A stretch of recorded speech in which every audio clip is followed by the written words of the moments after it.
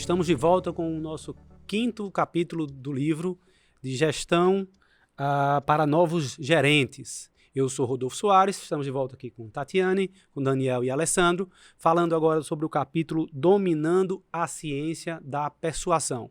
A persuasão, que é algo que a gente conhece com pessoas com alta capacidade de persuasão, com talento para isso, que parece uma arte, mas o autor advoga que existem técnicas que podem ser aprendidas e que podem ser utilizadas, que funcionam na prática. Daniel, é isso mesmo? Há pessoas que não nasceram com esse dom, feito eu, tem futuro, tem chance nessa área se estudar direitinho, se estudar esse capítulo? Absolutamente. Não é algo fácil, né? É tanto que esse é um dos principais motivos quando a gente olha para esse lado que não técnico, das habilidades técnicas em si, quando vê o grande número de demissões ou problemas organizacionais, acho que 90% está relacionado a isso. Né? Então, mas o que é bom, né? Que com a ciência, com o tempo, a gente foi entendendo que isso pode ser treinável. Né? Hoje tem várias escolas que nos ajudam nisso, principalmente nas escolas que falam sobre habilidades socioemocionais, né? O tal da inteligência emocional. É o outro lado da esfera, vamos dizer assim, de um gestor. Então, e esse ponto, a ponto de estar num livro, inclusive esse capítulo, ele é um resumão de um livro maior do autor Cialdini, que é o livro As Armas da Persuasão. Então, nele coloca vários princípios que nos ajudam a lidar melhor no aspecto gerencial, né? Então, todo gestor, ele necessariamente precisa ter esse aspecto persuasivo. Eu até, antes aqui eu estava brincando com o pessoal em relação a uma teoria que eu criei, vamos dizer assim, entre aspas, né? Que é quando eu saio do nível de especialista e vou para a área de gestão, qual o meu maior aspecto como gestor? É ter relacionamentos. Eu vou toda hora me relacionar, seja com superiores, seja com fornecedores, seja com clientes. E na medida que eu me relaciono, o que acontece? Conflitos. Não necessariamente conflitos ruins, mas conflitos de interesse. A gestão tem um interesse, o colaborador tem um interesse, o fornecedor tem um outro interesse. E nesse momento que gera esses interesses antagônicos ou não, parecidos ou não, como é que eu vou sanar como gestor? Com a negociação. Então vou ter que ter a capacidade de negociar. E aí onde é que vem a persuasão? Para eu negociar melhor, para eu convencer meu ponto de vista, eu vou ter que ser uma pessoa persuasiva. E para ser persuasivo, eu vou ter que ter vários princípios aí que eu vou absorvendo no longo da minha carreira e vou treinando eles. Muitas vezes a gente aprende na porrada, porque não estudou antes, não sabe explicitamente que eles existem e aprende no dia a dia, ou a gente aprende lendo e aplicando. Não tem como fazer isso sem aplicar. É testando isso nas equipes, é testando isso com a liderança. É mais ou menos por aí que eu entendo essa questão da persuasão. Me chamou a atenção no livro que todas as referências que ele usa são referências bem antigas. Então, aparentemente, esse conhecimento de persuasão já está disponível na literatura científica há bastante tempo. E também existem exemplos de outros livros também muito bons, mais antigos. Existem exemplos que ele cita de pessoas muito persuasivas que já estudavam esse tipo de coisa. Ainda assim, a gente acha que é um negócio muito complicado. Aplicabilidade. E aí eu acho que talvez Tati e você, Daniel, também. É possível mesmo, muito bonito, a ciência mostrou isso funciona, mas a pessoa que não nasceu com isso, consegue colocar isso na vida sem ficar parecendo um negócio muito forçado, robótico? Consegue, né? Essa questão que você traz, eu gostei bastante desse capítulo do livro, porque me pareceu uma leitura clara e aplicável. Agora, existe uma necessidade aí crucial, que é o desejo do indivíduo. Ele precisa realmente, eu estava conversando antes, se desconstruir, inclusive, de alguns conceitos que culturalmente foram postos em relação à persuasão. Daí eu não sou um líder nato, eu não nasci com essa característica, e isso, fulano tem, então deixa para ele essa situação, deixa para ele conduzir. E assim, uma questão que ele traz com muita clareza, e até a literatura antiga já trazia, é que tudo que é possível ser ensinado é possível ser aprendido. O que vai se precisar é estabelecer estratégias de ensino-aprendizagem, até que sejam compatíveis, né, com faixa etária, com inserção organizacional dessa pessoa. E o que precisa são que as pessoas entendam que a persuasão ela pode e deve ser usada para uma construção positiva do ambiente de trabalho. Esse é o primeiro entendimento, porque culturalmente a gente... Doutor Alessandro vai falar, mas culturalmente a gente vê, às vezes, a persuasão como algo perigoso, algo que eu nem quero ter, porque eu não quero ser responsável por influenciar as pessoas a pensarem de outra forma. Eu vou manipular. Então, acho que nesse momento é reconhecer a persuasão como necessária, né? Necessário, não posso escolher ter ou não ter, eu entendo que é necessário, principalmente para as pessoas que decidem ocupar cargos de liderança, porque elas vão precisar influenciar outras pessoas. Então, acho que é essencial eu entender, na minha função de líder, a persuasão é necessária. Então, a partir daí, que conceitos eu já trago, sejam de mundo, que conceitos eu vou precisar me apropriar, e eu achei interessante essas 6 características que ele traz, porque a partir delas eu vou me apropriar e eu quero mudar. Porque como trabalha com a inteligência emocional, a necessidade de você dizer sim para aquele conhecimento. É diferente da questão intelectual, que você sabe que para ser médico vai ter que aprender determinada técnica. Vai ter que. A questão da persuasão parece que você não vai ter que. A vida toda você se quiser. E no caso da liderança, não. Você vai precisar persuadir para um bem comum. Isso tem que está claro para o gestor e para os liderados, para não parecer que a todo momento alguém está querendo enganá-los para algo que é pessoal, e não é organizacional, né? Então, acredito que na prática a gente tem muita facilidade, até porque as características que eles trazem aqui, a própria afeição, reciprocidade, não são situações difíceis de serem feitas. Agora, que vão exigir da pessoa que quer persuadir, porque você muitas vezes tem que mudar seu comportamento, né? Lembra da reciprocidade? Na mesma moeda. Então, se eu não tenho uma comunicação aberta, eu não vou receber essa comunicação aberta e eu não vou conseguir convencer as pessoas. Então, assim, na prática, né, e especialmente a enfermagem, que lidera grandes equipes, né, a gente percebe uma diferença nítida daquela pessoa que usa a persuasão para conduzir o grupo e aquela que não usa. Né, que não usa, e ainda só para finalizar, aquelas que dizem assim, eu não quero ser essa pessoa. Tati, eu não quero ser essa pessoa, não quero sair daí convencendo pessoas sobre minhas ideias. Não são suas ideias. É o que está posto pela segurança do paciente, é o que está posto pelas boas práticas institucionais, é o que está posto pelos regulamentos, né?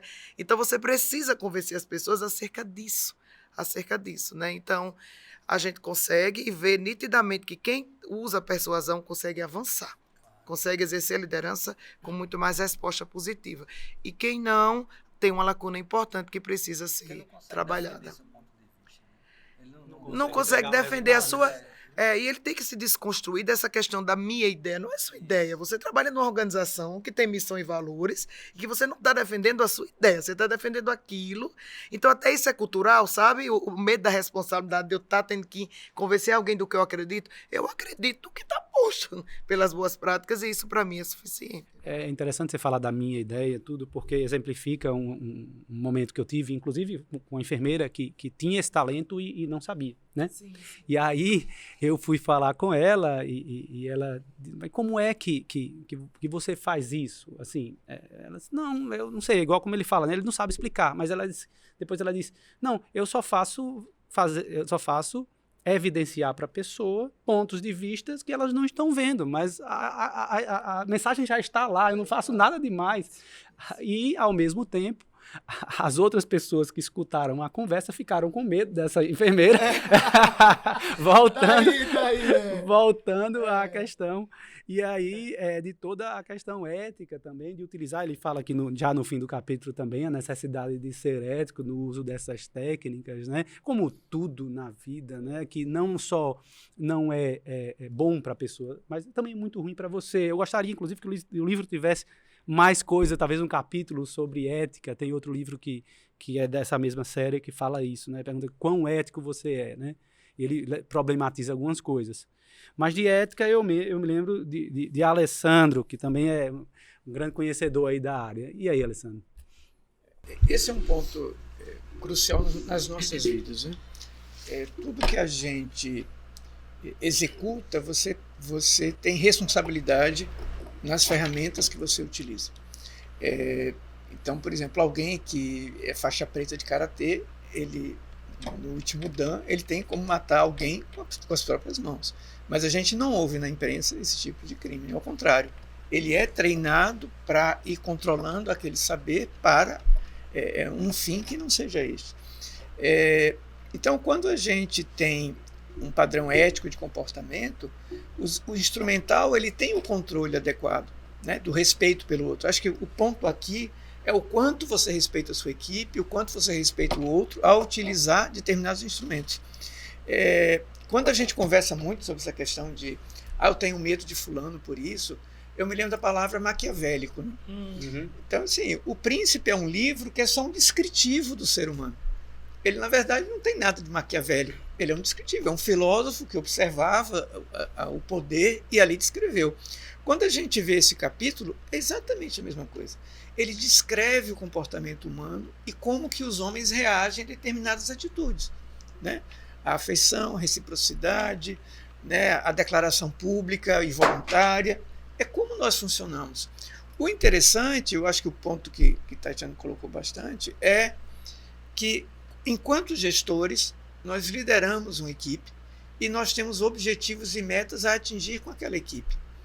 Então, o que a gente faz é dizer, olha, no meu papel de gestor, imagino que esta é a meta e este é o caminho. E as pessoas querem fazer trajetórias diferentes. Né? E a gente precisa, não, mas a trajetória é essa aqui, porque são como a física, né? Você tem vários vetores e o vetor final é a soma deles. Se eles estiverem na mesma posição, você vai ser econômico na energia que gasta para chegar até ali. Então, essas técnicas colocadas, elas são interessantes para quem nasce com elas, para perceber, puxa, de fato eu faço isso dessa forma e funciona, e até aperfeiçoar como fazê-lo, mas também para aquelas pessoas que não o fazem entenderem como conduzir a equipe de forma mais fácil, né? Imaginando que aqui é um livro para novos gerentes, né? Então, por isso ele traz assim. Mas eu acho que o ponto fundamental é isso, é que a gente respeite a equipe. É na instituição que a gente está trabalhando, é na meta daquela equipe, é o que a alta gestão pretende que a gente chegue, o que a gente acredita que é a melhor trajetória, mas não para a gente sair manipulando as pessoas no dia a dia. Né? Aí já é outro tipo de atitude humana, que aí entra questões éticas e morais, que não é exatamente o que o livro toca. Ele cita, em algum momento o texto até resvala nisso, mas aí é a gente que tem que fazer exatamente o freio daquilo que a gente acredita e quais são os nossos valores. E aí 10 segundos para dizer que isso deve estar muito atrelado à cultura organizacional. Então, se aquela organização ela tem uma cultura ética e os líderes também são compatíveis com essa cultura, com certeza eles vão modelar a persuasão para o bem comum. Então, é bem interessante, por quê? Porque se a cultura organizacional ela não for ética, sim, a persuasão pode ser usada para atender a cultura dessa organização. Então, até para nós usarmos a persuasão, a gente vai dizer qual é a cultura dessa organização. É positivo usar essa minha habilidade? Eu vou construir, porque eu participei de uma organização onde eles queriam que eu convencesse as pessoas, mas eu sabia que elas estavam sendo enganadas. Então, eu não ia usar essa minha capacidade de persuasão para aquilo, passei um pouco mais e pedi desligamento da empresa. Então, é você também entender, eu vou usar essa minha habilidade, está compatível com o meu valor e está compatível com o valor da organização, acho que recai muito para os novos gerentes, né? Para eles não incorrerem no medo de achar que vão fazer algo que não seja positivo para eles. E aí a gente toca um pouquinho num problema muito discutido hoje em dia, que é a questão do assédio. Né? Sim. Então, assim, o líder que não tem habilidade de persuasão, muitas vezes ele acaba entrando no assédio moral porque ele quer obrigar a equipe a fazer algo. Sim, perfeito. Né? Então ele não consegue traduzir e ele quer obrigar, quer mudar as atitudes numa autoridade que ninguém tem. Né? Ninguém muda o outro dessa forma. Né? Daniel, o que é que você... Não, você me lembrou um exemplo e uma aplicabilidade do que o senhor estava acabando de dizer, né? Por exemplo, pegando... Bom que ele está fazendo gancho com os outros capítulos, né? Eu peguei uma equipe herdada, né? Eu herdei essa equipe, entrei lá e herdei essa equipe completa. Então, uma coisa é eu pegar, olha, a partir da próxima semana a gente vai mudar tudo. Vai ser assim, vai ser assado, eu quero que você chegue tal hora, Então, qual é um princípio que pode ser usado aqui? É o princípio da autoridade. Por exemplo, eu posso chegar, são 10 técnicos que trabalham nesse setor. Tem um técnico lá que é o mais antigo e todo mundo confia nele. Então, de repente, não precisa ser você para fazer aquela mudança. Eu entendo, visualizo quem é que tem aquele aspecto de liderança, como veterano, chamo ele para passar a mensagem. Vai dar muito mais credibilidade para a equipe, vai dar muito mais essa questão de acreditar que aquilo vai ser um bem para o time, do que se eu acabei de chegar e coloco isso. Então, é um princípio da autoridade, no qual eu estou pegando aquele colaborador que tem essa credibilidade com o time, que sabe fazer a coisa, e diz, não, pessoal, é o seguinte, chegou agora, eu vi que isso é interessante para o time, e vamos começar a fazer assim, muda tudo. É uma aplicabilidade. Legal, Daniel. Mais alguma outra técnica que você recomenda? Fazer checklist? Eu estou preocupado no dia a dia mesmo, né? Fazer checklist, chegar e conversar. Na verdade, eu acho que no dia a dia, não é? A gente vai perceber se a gente está conseguindo persuadir as pessoas através do comportamento de resposta delas. Né? Eu vou dizer do ponto de vista prático.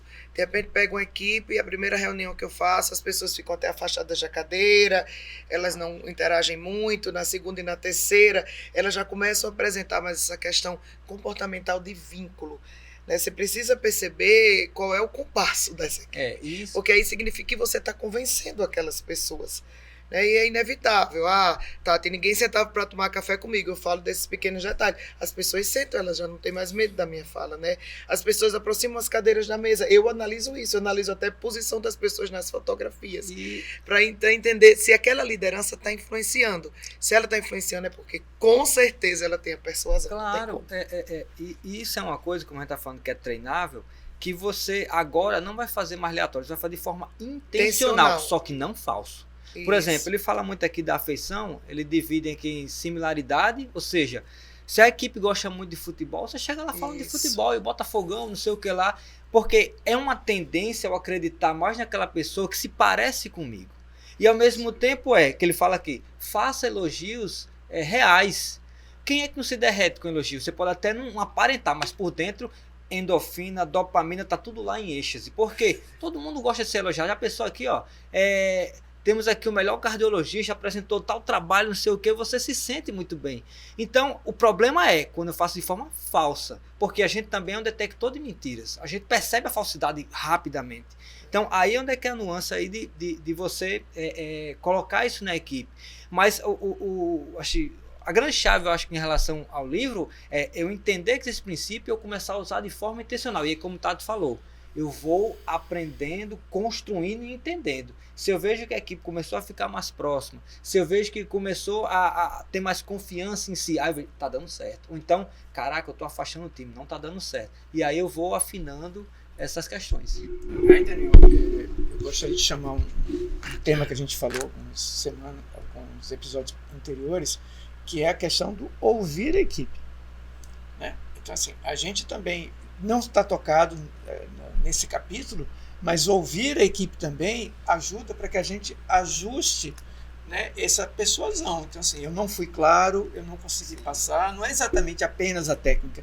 Isso. A equipe precisa entender que a gente é um líder, né? Não é alguém que está com um chicote levando para algum lugar. Né? Então, esse é um ponto importante. Outro aqui, essas técnicas colocadas é mais ou menos como dirigir um carro. No começo, às vezes, você precisa se preocupar, estou fazendo ou não estou fazendo. Depois aquilo fica natural, você nem pensa que você começou falando sobre futebol, porque o cara gosta de futebol. Ao contrário, você começa a se interessar pelo outro, no que ele é de legítimo, e você começa a puxar conversa sobre fazenda para quem é do interior, futebol para quem gosta de futebol, filhos para quem tem muitos filhos, porque é natural, sabe? É algo humano da troca. Então a gente precisa também deixar relaxar e naturalizar coisas que são do ser humano. Como eu falei, aí é um descritivo do ser humano, não é exatamente apenas um mapa, né? A aplicabilidade tem muito a ver com o que o Tati falou, né? Da pessoa não botar na cabeça, não ter aquela firme convicção de que é desse jeito, que não consegue, e começar a ir tentando, errando muitas vezes, sentindo, percebendo quando tendo esse feedback se está dando certo ou dando errado, e galgando lentamente uma posição. E para esses novos gerentes colocarem na cabeça, né? A dor vai existir. né? Desde que o mundo é mundo, não existe aprendizado só pelo amor. Então, assim, a gente precisa se preparar, inclusive, para ter momentos de queda, de decepção, de entender, poxa, eu tentei tanto aqui, não deu, mas eu vou tentar de outra forma, né? Então, ter paciência, porque o processo, no meio do caminho, ele vai ser doloroso, é natural. O que volta à questão da inteligência emocional.